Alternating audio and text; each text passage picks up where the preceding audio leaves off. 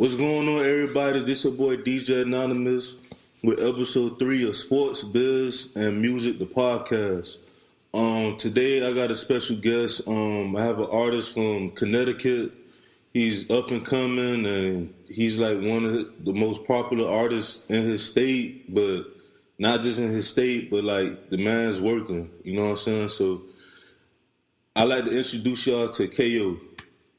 Yeah. Yo, appreciate it, DJ Anonymous, man. Really working out here, man. Really working. I appreciate the opportunity, too. No problem, man. But like, tell everybody about yourself. All right. I started K.O. Slate Productions 2 years ago. Released 3 videos and an album. Got the chance to work with Chris Perry and Corey Cooper, 2 music industry producers. Corey Cooper produced for August Alsina on his first album. Chris Perry produced for a lot of people, Tyrese, Tank, Ambrosia. He recently did Usher and Young Thug's No Limit. So I'm just grateful for everything in my life. But like you said, man, it's all hard work, man. And none of that really matters, man, because you got to make yourself in this business, man. Yeah, man, because, like, we have a lot of, artists, young kids that want to be in the music business, and they don't understand that, it's hard work. In any industry, whether you do music, sports, any type of business, like it's a lot of work. But that's right, man. Yeah, man. But like, for me, like growing up, I knew people from like Connecticut. I had like a god brother. He had family from up there and stuff like that, and like they used to always tell me about the state. But I never really knew that, Connecticut got some, they got some people that's in music that's working. A lot of people don't know that, though, because when they think about the East Coast, they think about Philadelphia, they think about Jersey, they think about New York, they think about like places like Boston. You can probably put D.C. in there because a lot of, most people in D.C., they don't even consider themselves the East Coast. They more like, they say they like the Mid-East or whatever, but the thing about Connecticut, man, I go out, I meet people all over the place, man, and when they find out most of the times they assume I'm from New York, and I have to correct them and say, no, I'm from Connecticut. Mm-hmm. They're like, Connecticut? They're like, us black people in Connecticut? I just laugh it off, like, you know what I'm saying? But I was born in Hartford, Connecticut, and growing up out there, I didn't really see anything besides blacks and Latinos and Jamaicans and stuff like that until I moved to Windsor at a younger age and got to meet a lot of diversity and stuff like that. That was more like a suburban area. But as far as the music scene, it's pretty much not there in Connecticut for people to like take off in Connecticut, like the way artists might in Houston or Atlanta and stuff like that, where you get a lot of support out there. Not to say I don't have support, but it's just not a big, nobody goes looking for you in Connecticut. So as an artist or a producer, you pretty much have to step outside of your state and meet people in New York or Atlanta or Houston, California, stuff like that. But like you said, man, a lot of people just don't know that people are working right from Connecticut, and a lot of producers and songwriters landing these songs behind the scenes, But it's crazy talent in Connecticut, man. I let that be known all the time. It's not just me. It's a lot of people out there working. But why you think is that? Like, why you think that Connecticut is not there as far as like the music? Is it, like you said, is it like your own people that's holding y'all back, or? It's all about experience. So New York, a lot of people in New York had that experience. A lot of artists taking off from out there. So when an artist does good music, they probably believe, oh, this guy's gonna make it because he's New York. You know what I'm saying? They had that experience. Whereas, do you know anybody that's doing anything big from Connecticut? Personally, no. Like you, one of the you and another couple artists that I met, like they was from Connecticut, but even like it's not like big, like commercial big, like like not. I don't know, like we don't really have those platforms in our hometown or those big. I mean, it's a couple people making big moves, but I mean, you would have to go to like that one source type of thing. And I mean, they do what they do. I do what I do. I'm independent right now. I'm in contact with a couple labels right now, but as of right now, I'm independent. And I'm just doing my thing. It's real hard coming out of Connecticut and doing music, man. It's not the easiest thing. I won't lie about it. Well, before we talk about the independent scene, because in my last episode, I was speaking to Hayes.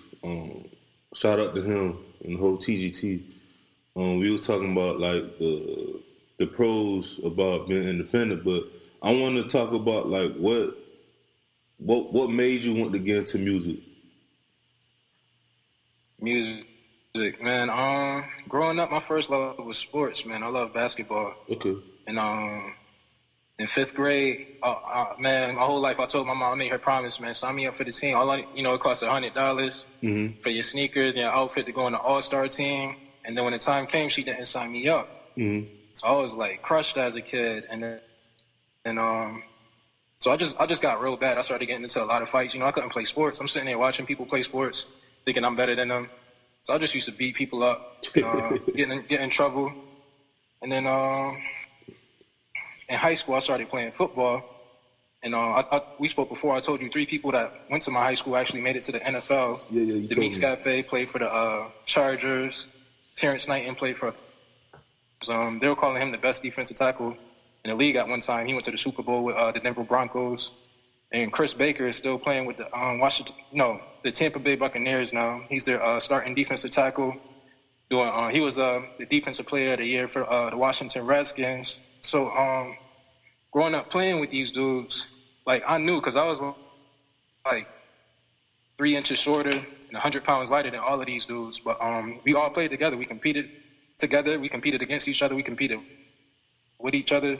Yeah. We just made each other better, man, and grew up together, showed each other love. So I watch them just be focused and determined and follow their dreams and follow their passion to make it to the top of what they do. So I always appreciate just being able to see them work and see the process of growing and from young and becoming your own and taking over what you need to take over. But yeah, man. I mean, as far as the music, like I said, I like a lot of sports, and I was late to music. After high school, I moved to North Carolina, and I met a dude named No Star Beats. I mean, that's his production company. Yeah. But a friend called Nail Star, and he took me under his wing and just believed in me as a songwriter and as an artist. And he told me, "Yo, just be yourself," because I had a lot of questions about music and everything. He was just like, "Yo, just be yourself. People gonna like you." And just had the utmost faith in me. So that was my first experience recording music, and he showed me a lot about producing. And I never really had the most encouragement in my life, so I always appreciate people who tell me like, "Yo, you could do it." You know what I'm saying? You could do this. And he was one of them. Shout out to my boy D, because he was definitely right by my side the whole time. My friend from Philly. Because, we was out there in North Carolina, so you need somebody to have your back. That dude always had my back, and we was just real people doing real things. And North Carolina took us under their wing, man. They showed us a lot of love. And at the time, I was, like, dealing with the club owners and stuff like that. They caught wind of my music. They like, "Yo, you doing music? You didn't even tell us. Yo, you need to come perform at my club, man. Just let me know, man. I'm going to set up your performance." And like I said, man, I didn't believe in myself at the time, so I never went through with that. But they took my music and sent it to the radio. Okay. So then the radio's calling me like, "Yo, we got your music. Come for an interview." You know what I'm saying? So as busy as I was, you know what I'm saying? Nobody going to turn down a radio interview. So we went to the radio interview. They played our song and showed us mad love. But like, yo, we was in the streets heavy at the time, like. So you got to look at it. When you're in the streets making money and everybody know you, and then you get a song on the radio, everybody in the streets going to hit you up. You know what I'm saying? So we just got super busy at the time and never pursued music. I mean, I talked to him a couple months ago and just laughed about, like, yo, how dumb of a decision that was when we was young. Like, yo, we was just young and dumb doing our thing. But because because of how I was able to see things happen in North Carolina, coming from Connecticut,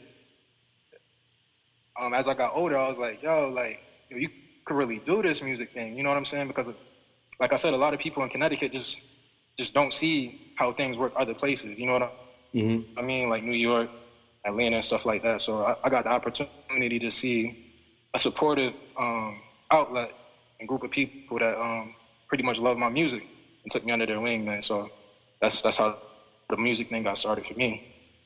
In our early conversation earlier in the week, you also said that you was in a church, for like doing the music and stuff for the church. Yeah. Was that one? Did that play a big part too, as well, for your music career to start? Absolutely, man. Church probably saved my life, man. Because like I said, I was in the streets for a lot of years when I was younger. Didn't really have the most support in my life, but it was definitely going to church and not just church, but the right church. Like that's a big thing. If you're a church goer, you got to find the right place for you. And I was out there in North Carolina, man. I was sitting under a great pastor, man. His name was Frank White, and like I said, man, church probably saved my life because I decided to stop messing with that street stuff and move back home to Connecticut.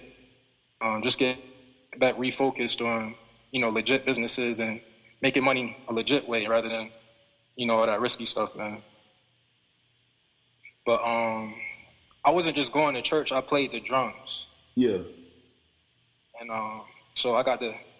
It's so many great musicians from both Connecticut and North Carolina that I was able to just sit right there with, have conversations with. We talk musical theory, and it's not just music. You know what I mean? With my music, people hit me up all the time. They're like, "Yo, man, this is the best CD I heard in my life." But I come from we talk musical theory, and that's big. Not just that, because that's how you arrive to certain sounds. You have to understand what the sound is.